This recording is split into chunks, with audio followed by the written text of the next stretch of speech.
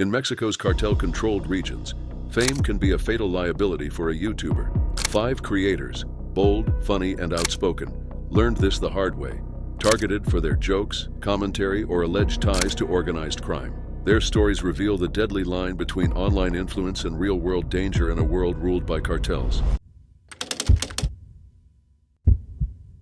Agustin Paul, widely known online as El Pinky, had risen to prominence as a 22-year-old YouTube personality whose comedic videos and viral challenges drew tens of thousands of followers. His energetic content and online charisma earned him a devoted audience across Mexico and beyond. Yet behind the camera, a far more dangerous world loomed. In Culiacan, Sinaloa, a city gripped by escalating cartel violence, fame could be fatal. And El Pinky's digital notoriety would place him directly in the crosshairs of one of the country's most powerful criminal organizations. On January 10, 2025, that peril became reality. Authorities discovered El Pinky's lifeless body on a roadside outside Culiacan, his hands and feet bound, a fatal gunshot wound to the head suggesting a deliberate, targeted killing. Signs of torture were evident across his body, and investigators quickly connected the brutal act to the ongoing civil war within the Sinaloa cartel, particularly between the faction loyal to Joaquin El Chapo Guzman's sons, known as Los Chapitos, and a rival faction called La Mayisa. According to cartel experts, El Pinky had reportedly aligned himself with La Mayisa, allegedly laundering money for the faction and producing content sympathetic to its interests. In the days preceding his death, ominous warnings had been circulated over the city. On January 9th, leaflets were dropped from a small aircraft across Culiacan, publicly accusing several influencers and musicians, including El Pinky, of betraying Los Chapitos. The flyers claimed these figures were complicit with rival factions and engaged in criminal activity, a clear and chilling message to those who might challenge or oppose the cartel's authority. Hours after the leaflets were distributed, a disturbing video surfaced showing El Pinky battered, bloodied, and interrogated by armed men. In the footage, which spread rapidly online, he was accused of betrayal and of sharing information about Los Chapitos' whereabouts with La Mayisa, effectively confirming investigators' suspicions of his connections. The video was proof of the lethal consequences for anyone who crossed the cartel regardless of their youth or public status.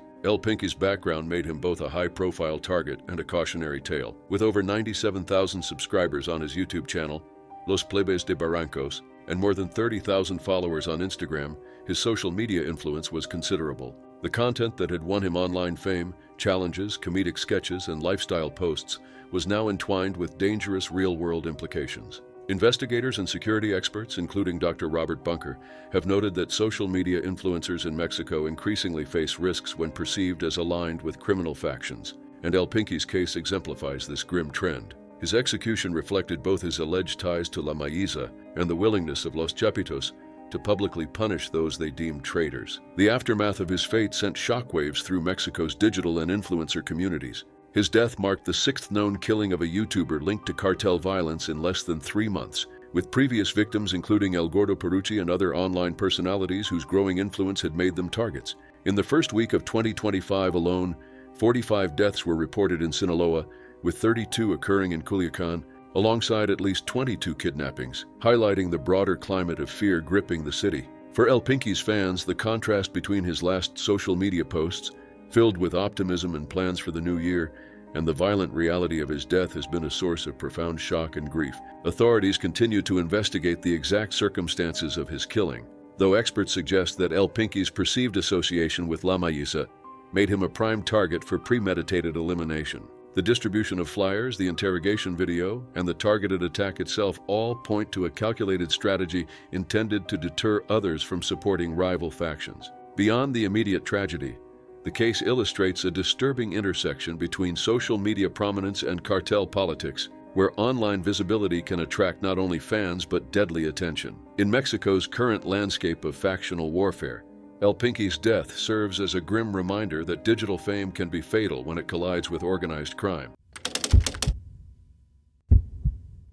Miguel Vivanco, known online as El Jasper, had become one of Mexico's most recognized social media personalities, celebrated for his humorous lifestyle videos and collaborative content with fellow influencers like Marquitos Toys. At 29, he had cultivated a loyal following on YouTube and TikTok, where his energetic presence and engaging videos brought laughter and entertainment to thousands. Yet behind the facade of digital stardom, Vivanco lived in a city plagued by one of the most violent cartel conflicts in the world, a reality that would soon intersect tragically with his life and career.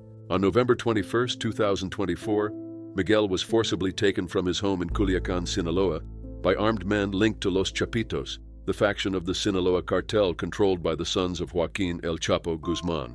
Authorities reported that he remained missing for 2 days before his body was discovered on November 23rd, abandoned on a dirt road in the Costa Rica area of the city.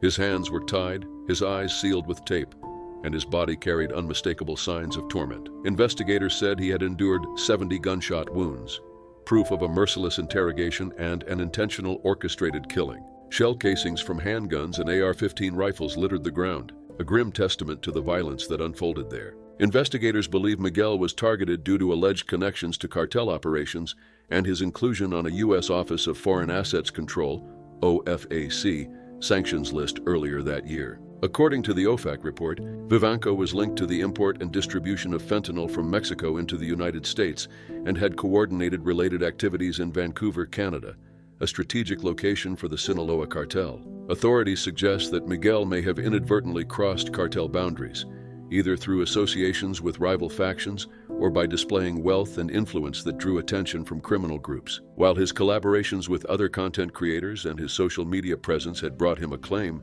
they may also have exposed him to deadly scrutiny. El Jasper's case is part of a broader, disturbing pattern of violence in Sinaloa targeting influencers and entertainers. The cartel's reach and influence in the region have turned public figures into potential pawns or warnings in a larger game of power. Security experts note that Los Chapitos have increasingly used abduction, physical abuse, and killing to enforce discipline and punish perceived disloyalty. In this context, Miguel's death exemplifies how social media visibility can become a fatal liability when it intersects with organized crime, showing that even well-known entertainers are not immune to cartel enforcement. The aftermath of Miguel's death reverberated across Mexico's influencer community and beyond. Friends and family mourned his loss publicly, sharing tributes that underscored the personal impact of the tragedy.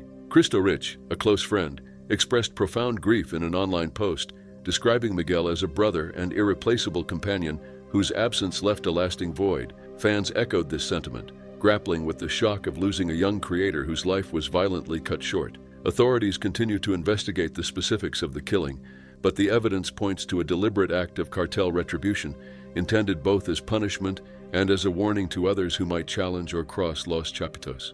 Miguel Vivanco's death serves as a sobering reminder of the dangers facing social media personalities in regions dominated by organized crime. His story highlights the deadly consequences that can arise when fame, alleged cartel ties, and perceived disrespect collide in a city where power is enforced with extreme violence.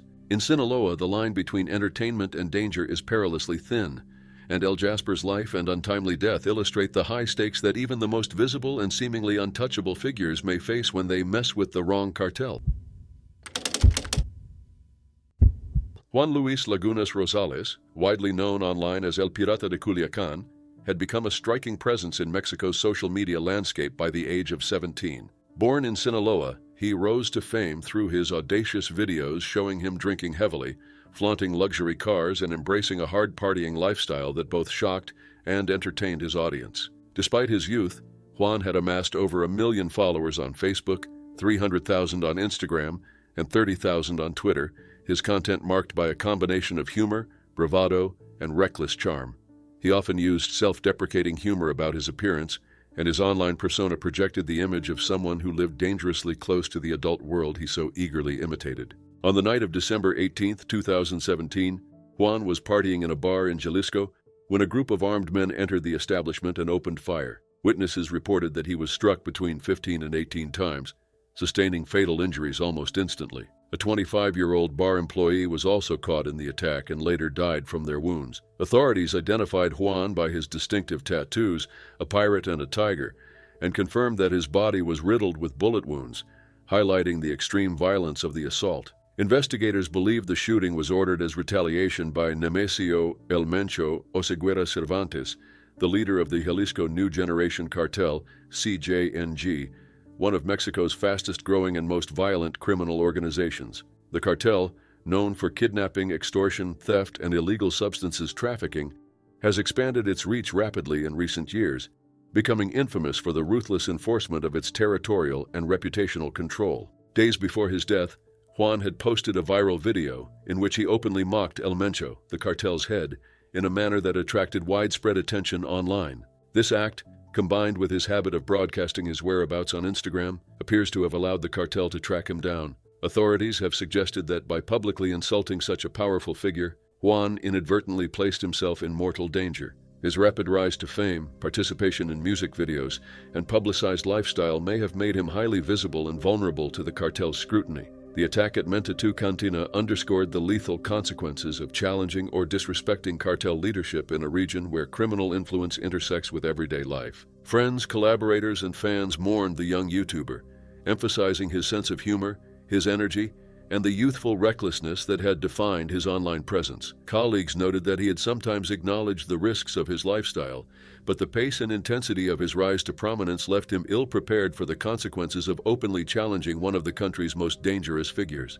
His death also highlighted the perilous intersection of internet fame and organized crime in Mexico, where public visibility can turn a minor provocation into a fatal encounter. Juan's killing was not an isolated incident, but part of a broader pattern of narco-violence that grips the country. In the first 10 months of 2017 alone, Mexico recorded over 20,000 fatal attacks, reflecting a climate in which cartel influence permeates daily life and public figures are not immune from lethal retribution. His death served as a stark and tragic reminder that in regions controlled by powerful criminal organizations, even young entertainers with millions of followers can become targets. Juan Luis Lagunas Rosales' story illustrates the deadly reality of underestimating the reach and ruthlessness of Mexico's cartels, showing how a viral video and a misjudged provocation can have irreversible consequences. In a country where fame and notoriety intersect with organized crime, the fate of El Pirata de Culiacan stands as a grim testament to the dangers of crossing the wrong people.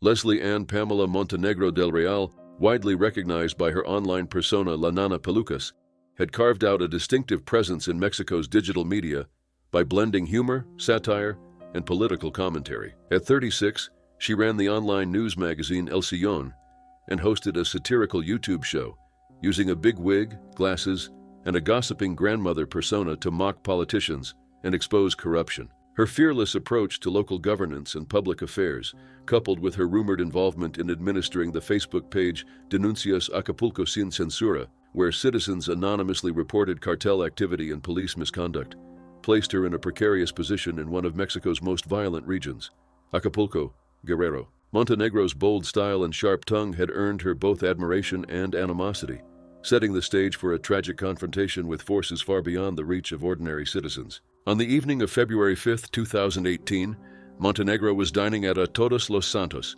a restaurant she co-owned with her husband, Samuel Munuzuri. Between 6 and 7 p.m., two armed men entered the establishment and without uttering a word approached her table. At close range, they fired several rounds, striking her in the face and abdomen. She was pronounced dead at the scene. The assailants then fled, leaving behind a scene of sudden violence that stunned the local community. Authorities later linked the killing to Javi Daniel Cervantes Magno, also known as El Barbas, a former leader of a local faction tied to the Cartel Independiente de Acapulco. No convictions were ever made, and the investigation into her death remains unresolved. Montenegro had reportedly received multiple threats prior to her death. In December 2016, narco banners appeared across Acapulco, naming her and her husband and accusing them of administering the Facebook page that allowed citizens to report crimes and corruption. These public warnings, typical of organized crime's intimidation tactics, indicated the danger she faced long before that fateful evening. Guerrero State Attorney General Javier Olea publicly confirmed that Montenegro had been under threat from criminal groups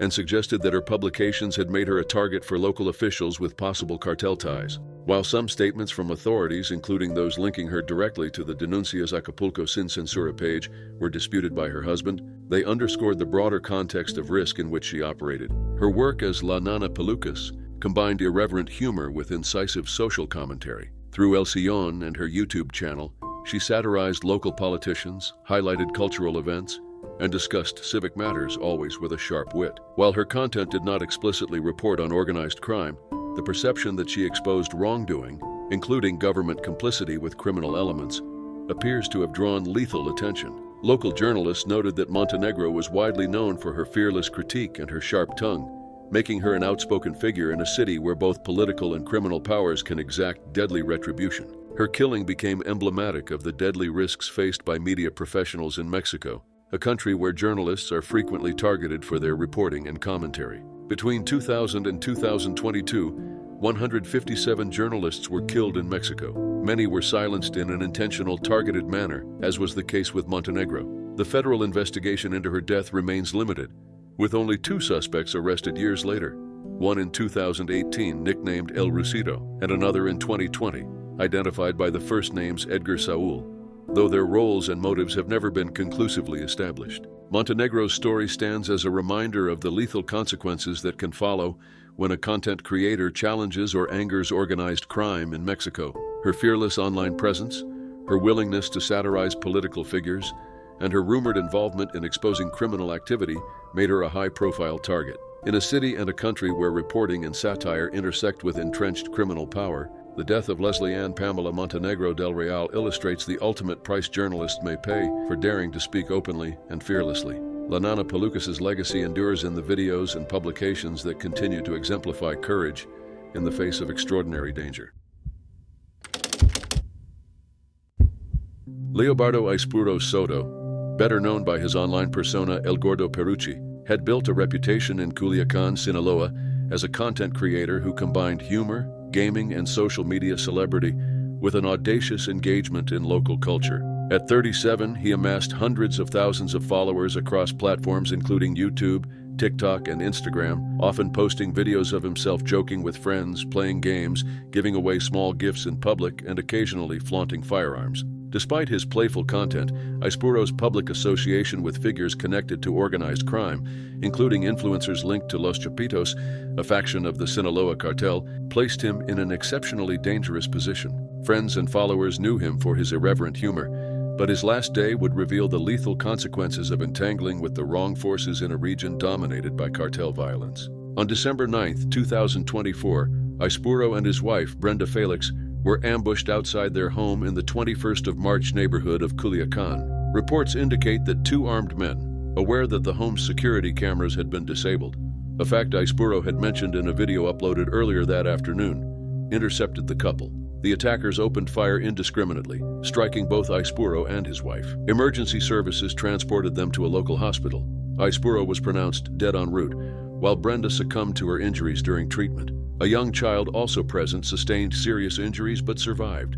Witnesses noted the precision and speed of the attack, consistent with execution-style methods used by cartels in the region. Earlier that day, Aispuro had uploaded 2 videos to his social media channels. The first, posted around 2 p.m., showed him addressing a recent act of vandalism at his home, noting that several Christmas lights had been stolen and that his security cameras were disabled to avoid recording anything that could implicate cartel activity. 6 hours later, he uploaded what would become his final video, a casual recording of himself playing games with friends, seemingly unaware of the impending danger. His openness about security vulnerabilities, combined with his public visibility and connections to figures linked to Los Chapitos, likely contributed to the deadly targeting. Aispuro's career exemplified the complex and often perilous intersection between social media influence and cartel-controlled environments. He was a member of the Los Compas CLN team, producing comedic content and merchandising, including caps featuring the face of Joaquin El Chapo Guzman and the initials JGL. He had collaborated with influencers such as Marquitos Toys,